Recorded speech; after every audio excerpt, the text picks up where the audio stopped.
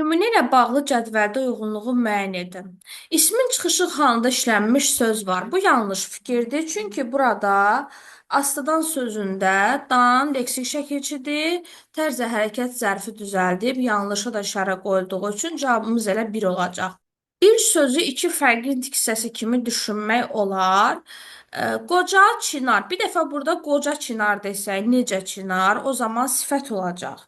Bir dəfə isə qoca çinarın dibində oturaraq, yəni insan olaraq, şəxs olaraq xüsusi isim kimi düşünə bilərik.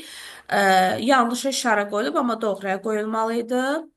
Yalnız qrammatik mənası olan söz sözləri bir-birinə bağlayıb. Sözləri bir-birinə bağlayan bağlayıcıdır, amma burada ilə qoşmadır.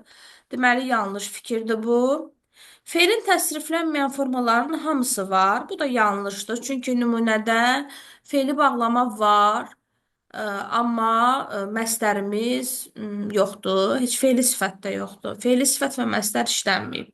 Sadəcə fe'li bağlamalardan istifadə olunub. Təsriflənən fe'l indiki zamanda işlənmişdir. Hönkürdü, şürdü keçmiş zamanda olduğu üçün bu da yanlışdır.